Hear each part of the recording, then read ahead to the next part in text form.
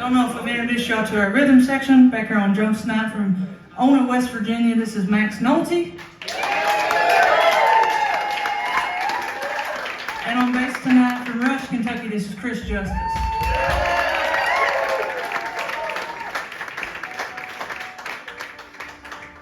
Well, we really do appreciate y'all being here, as well as the staff, the sound crew, bartenders, everybody who runs this joint have treated us very finely. So make sure you come back to Teactor Tavern for more shows.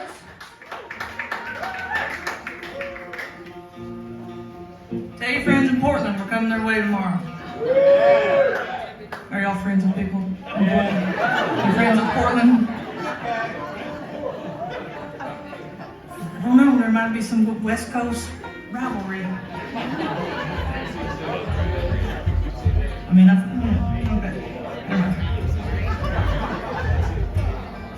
Anyway, they're all right.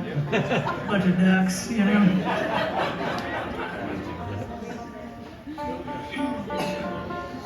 Are y'all in the mood to hear one more story? A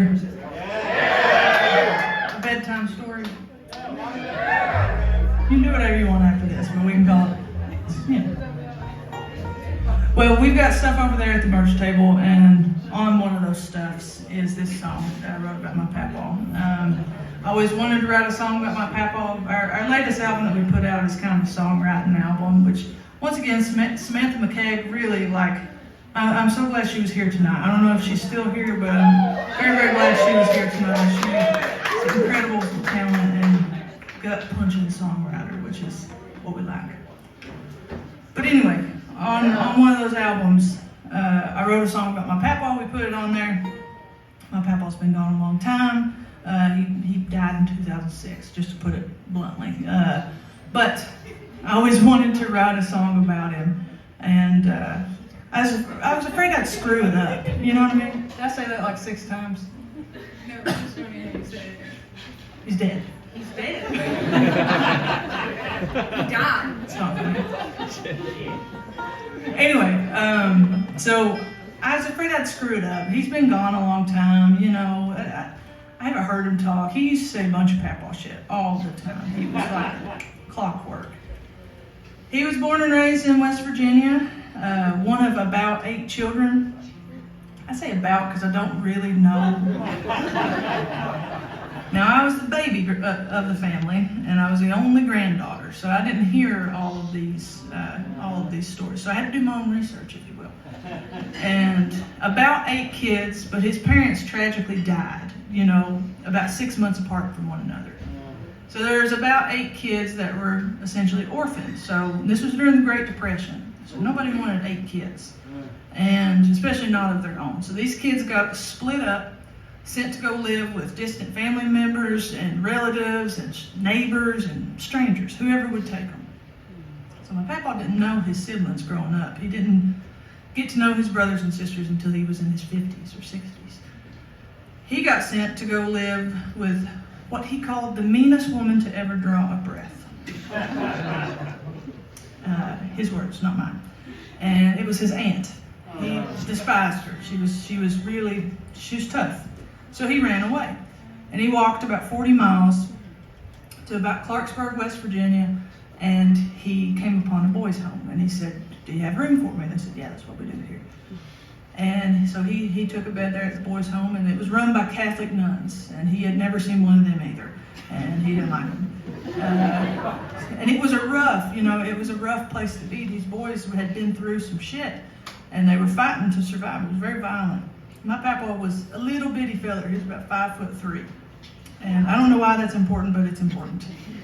And but he was 5 feet of TNT, right? He was real spunky. So he ran away from the boys' home, and he went and walked to town and enlisted in the U.S. Navy at the age of 15 and became a U.S. naval pilot at the age of 15. And he served in World War II and at 15. And remember, he was little. So he probably looked at 12. But anyway, he flew in World War II. He was shot down in battle over the South Pacific. And he survived the landing. His gunner did not, unfortunately. So he floated out in the ocean for 4 days and 4 nights before he was rescued by himself, other than him and the fish and the sharks. And he told us he fought off sharks, but I don't know. He was an excellent storyteller. I don't even have to explain that to you all. He was a liar. But he was our papa, and he was a veteran, so you gotta believe him. And he would float into the tide and get excited about getting out of the water and you know, get on dry land and escaping. But he said he could see and hear the enemy soldier on the shoreline. So he said, turn around and swim as hard as he could back out to the middle of the ocean. He was eventually rescued by a U.S. destroyer, and he said they nearly killed me trying to save me. And he got to come home and start a family and be my papa for 14 years of my life. And I'm very grateful for that. But all that to say, I haven't talked to my papa in a long time. I didn't have an iPhone at 14. Sorry. So I don't have a voice recording of him, you know? We didn't have a video camera, so I just have pictures of him. I have to imagine what he sounded like. But like I said, he said all kinds of papa shit all the time. And one thing he said every day of my life, his name was Cliff Riffle, by the way. Every day of my life, we ran a beer store on the county line because we have dry counties in Kentucky. And we had a beer store right on the county line. And he ran that, and he was the only old man we would let loiter in there, right? And people would come in and say, hey, Cliff, how you doing? And he'd say, better than I deserve, every day, every single day. Never missed a beat, never missed the opportunity to tell you how thankful and grateful he was to be wherever he was. He could be at the Teactor Tavern in Seattle, Washington on a Tuesday night, or he could be standing knee deep in shit. He didn't care. He was happy to be there. It was better than being out in the middle of the ocean, you know? So thank you all so much for being here with us. We're in the local honeys. We're from Kentucky. This is a song I wrote about my papa, Cliff Riffle. It's called Better Than I Deserve.